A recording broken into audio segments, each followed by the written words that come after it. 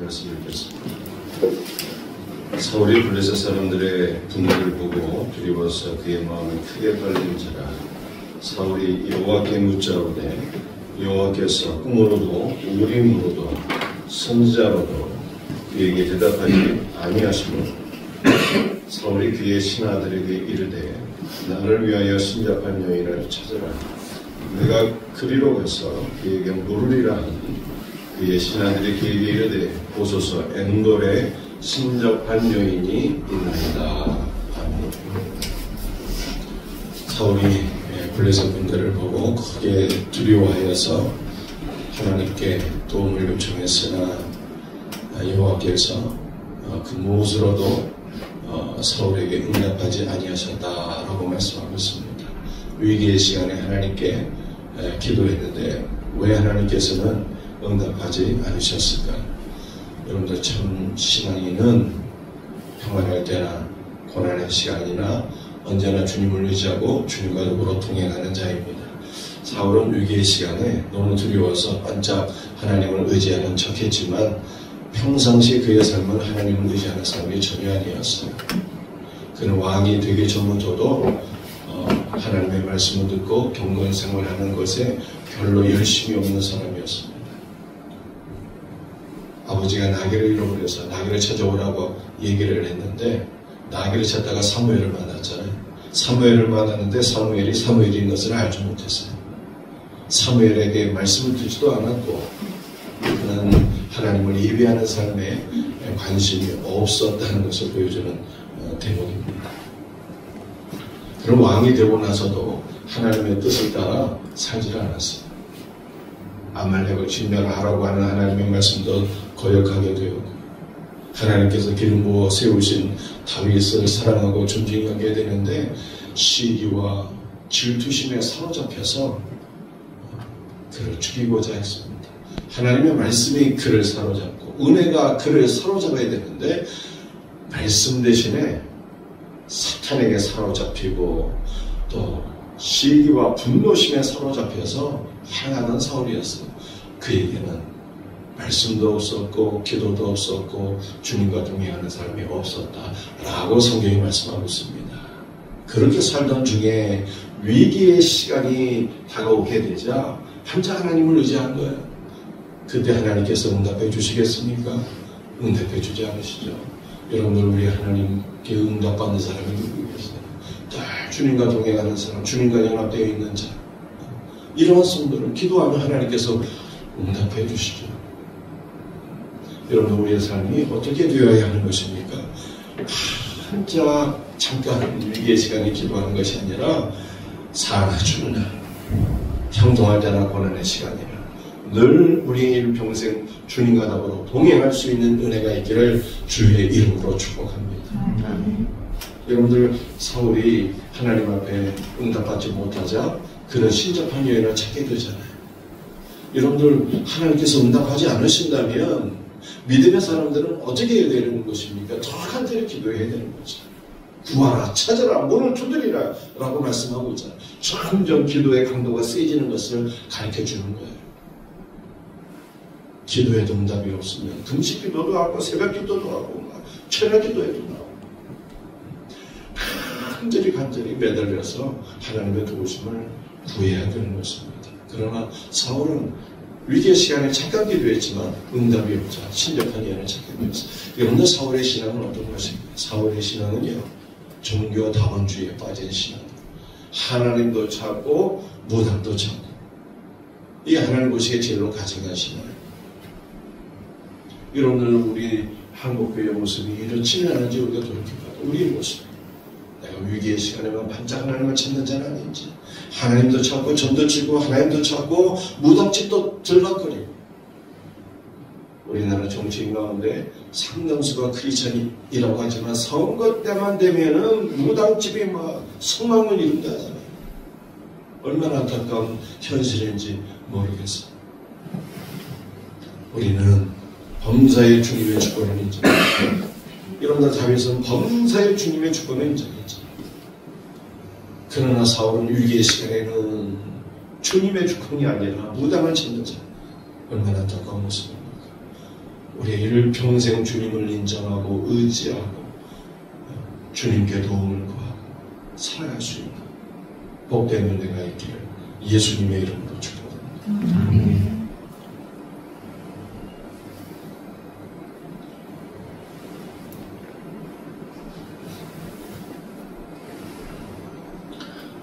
오늘 본문 말씀 우리 두 번째 말씀을 보시겠습니다.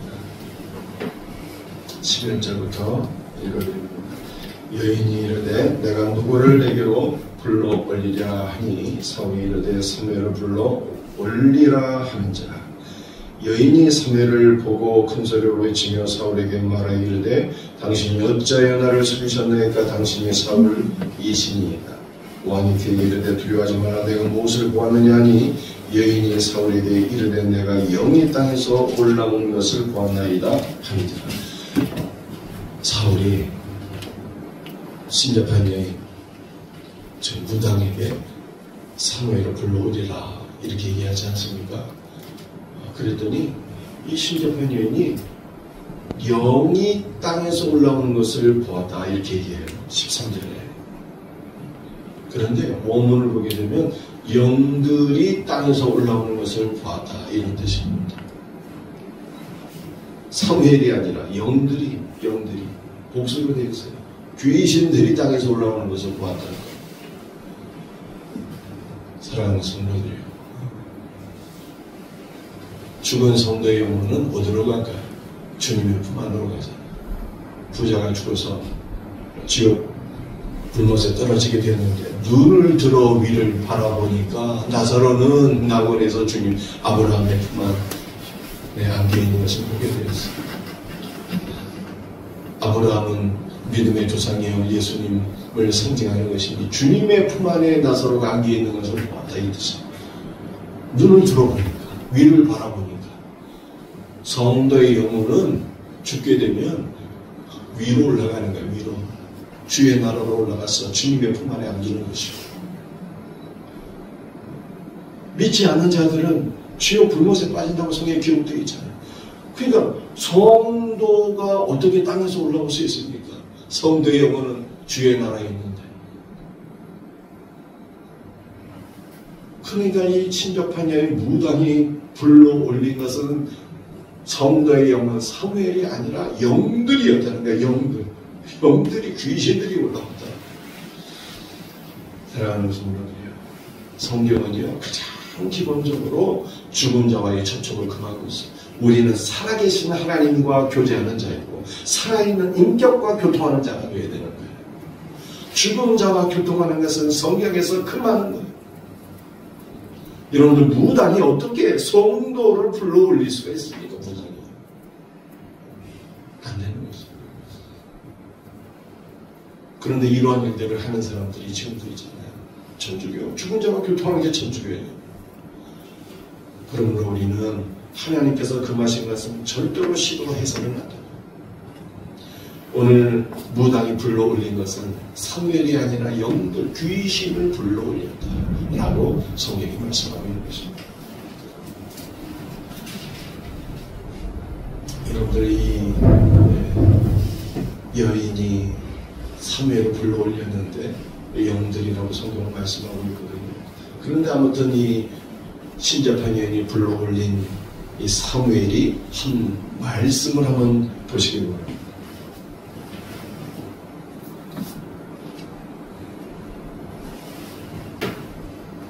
16절부터 한번 보겠습니다. 사무엘이 이르되 여호와께서 너를 떠나 내 대적이 되셨거늘 내가 어찌하여 내게 묻느냐. 여호와께서 나를 통하여 말씀하신 대로 내게 행하사 나를 내 손에서 떼어 내 이웃 다윗에게 주셨느니라. 내가 여호와의 목소리를 순종하지 아니하고 그의 진노를 아말렉에 쏟지 아니하였으므로 여호와께서 오늘 이 일을 내게 행하셨고 여호와께서 이스라엘을 너와 함께 블레셋 사람들의 손에 넘기시리니 내일 너와 네 아들들이 나와 함께 있으리라. 여호와께서 또 이스라엘 군대를 블레셋 사람들의 손에 넘기시리라 하는지라. 여러분들이 사무엘이 한 말이요 다 팩트, 사실. 그래서 제가 이 신학교 다닐 때 수업 시간에 이 말씀이 신학적으로 굉장히 논쟁이 많았다고 해서 지금도 기억해요. 왜냐하면 봐라, 사무엘이 한 말을 봐라. 전부 다 진실만 얘기하잖아. 근데 이게 어떻게 귀신일 수 있겠느냐. 이런 얘기죠. 여러분들 그렇지 않습니까? 과연 이 신접한 여인이 불러올린 영이 진짜 사무엘이냐 아니면 귀신이냐 라고 하는 거예요. 오늘 본문 말씀을 보니까 다 진실만을 얘기하잖아요. 그래서 진짜 무당이 불러올린 것이 영들, 귀신이 아니라 사무엘이 아닌가 이렇게 생각하시는 분들이 있는 거예요. 이런 말씀을 하나하나 다시 한번 보시기 바랍니다. 다 팩트예요, 팩트. 사실만 얘기하는 거예요. 16절에 여호와께서 너를 따라 내 대적이 되셨다. 이것도 팩트거든요. 17절 여호와께서 나라를 내 손에서 떼어 내 이후 다윗에게 주셨느니라. 이것도 맞는 말씀이에요. 18절 네가 아말렉을 심판하지 않아서 하나님께 심판을 받게 되었다. 이 말씀도 팩트고요. 19절 내일 너와 내 아들들이 나와 함께 있어요. 이 말씀도 다 이 그대로 이루어지게 되거든요. 그러니까 귀신이 어떻게 진실을 말할 수 있겠느냐 이런 얘기죠. 그런데 죄인을 향하신 하나님의 말씀은 어떤 것일까요? 여러분들 이 영들이 올라와서 사울에게 진실을 말하지만 결국 사울은 이 말씀을 듣고 절망에 빠지게 돼요. 절망에 빠지게 됩니다. 그런데 하나님께서 죄인들에게 주시는 말씀은 어떤 말씀일까요? 하나님께서 죄인들에게는요 심판의 메시지를 반드시 말씀하십니다. 그러나 우리 주님의 말씀은 심판과 동시에 회개와 소망의 말씀입니다. 나는 반드시 망하리라. 그러나 회개하고 돌이키면 살리라. 이것이 성경의 기본 말씀인 거예요. 베드로가 큰 시기에 빠져서 갈릴리로 돌아가서 물고기 잡는데 주님이 찾아오셔서 말씀하시잖아요. 예언의 아들 시몬아 내가 나를 사랑하느냐. 주님의 말씀은 어떤 메시지였을까요? 베드로를 돌이키는 말씀이잖아요. 시리에 빠져서 다시 세상으로 간 베드로를 다시 주님께로 돌이키는 말씀이죠. 이것이 생명의 말씀인 거예요. 범죄한 자들을 향하신 주님의 말씀은 심판의 메시지도 있지만 돌이키면 산다. 이것이 성경의 기본 메시지예요. 그러나 이 영들, 이 귀신들은요 사울에게 진실을 말했지만 돌이키게도 하지 않았고 돌이키는 말씀도 줄 수도 없었어요. 여러분들 이것은 오늘날 우리에게 주시는 메시지이기도 합니다. 여러분들 우리가 주님을 따르면 반드시 망하게 되지만 돌이키면 언제나 우리는 회복되는 거예요. 그러므로 우리는 늘 주님께로 순간순간 돌이키고 또 돌이키는 삶을 살아야 되는 것입니다.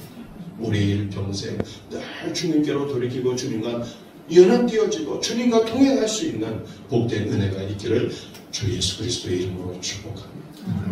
여러분들 이것이 또한 우리의 기도 제목이 되어야 됩니다. 우리의 가정, 한국교회, 이 나라와 민족도, 선교도 주님을 따라면 반드시 망하지. 사울이 주님을 따라서 망했잖아요. 주님을 따라서 반드시 망하게 되죠. 그러나 깨닫고 돌이키면 언제나 살 길을 주시는 예수. 우리는 이 말씀을 붙잡고 우리가 순간순간 돌이키고 우리의 가정도 돌이키고 교회도 돌이키고 나라와 민족도 돌이키고 우리 모든 전도 지상자들이 사망의 길에서 돌이켜 생명의 길이신 예수님께로 나올 수 있도록 기도해야 되는 것입니다. 이와 같은 은혜가 있기를 주의 이름으로 축복합니다. 기도하시겠습니다. 아버지 하나님 감사와 찬송과 영광 주 앞에 돌려드립니다.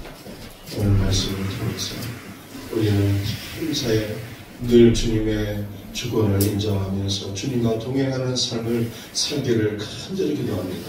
위기의 시간에만 반짝 기도하고 만 것이 아니라 평안할 때도 위기의 시간에도 늘 주님께 동행하며 주님께 기도할 수 있는 우리 성도들 되게 하여 주옵소서.